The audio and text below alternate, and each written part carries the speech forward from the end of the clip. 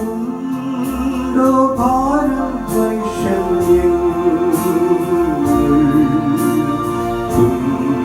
തുമ്പങ്ങളും അസംഖ്യം രക്ഷാകരമോ സംഗീതം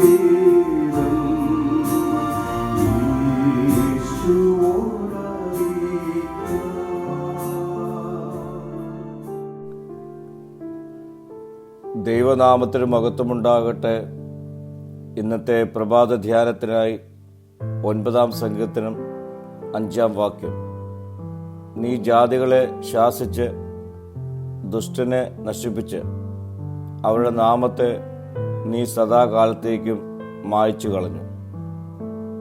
ഇസ്രായേലിൻ്റെ ശത്രുക്കളായ ജാതികളും അവരുടെ നേതാക്കളും തകർക്കപ്പെടുകയും ദുഷ്ടനെ നശിപ്പിച്ച് അവരുടെ ഓർമ്മ പോലും ഇല്ലാതാക്കുകയും ചെയ്യുന്ന ദൈവത്തിൻ്റെ പരമാധികാരം ഈ വാക്യങ്ങളിൽ വെളിപ്പെടുന്നു.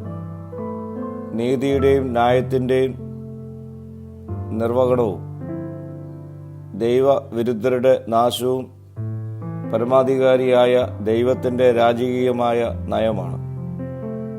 ദൈവം ശത്രുക്കളെ തകർത്ത് രാജാവായി വാഴുന്നു.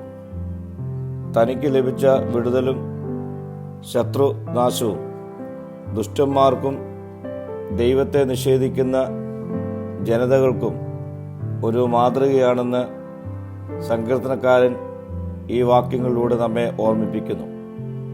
പ്രിയ സ്നേഹിതരെ, രാജാതിരാജാവും കർത്താവുമായ ദൈവത്തിൻ്റെ പരമാധികാരം തിരിച്ചറിഞ്ഞ് അവന് അനുസരണമായി ജീവിപ്പാൻ ഈ നാളുകളിൽ നമ്മെ തന്നെ നമുക്ക് ഒരുക്കാം.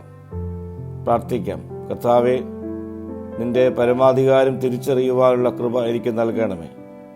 മഹത്വം നീ എടുക്കണം. യേശുവിൻ്റെ നാമത്തിൽ തന്നെ. ആമീൻ.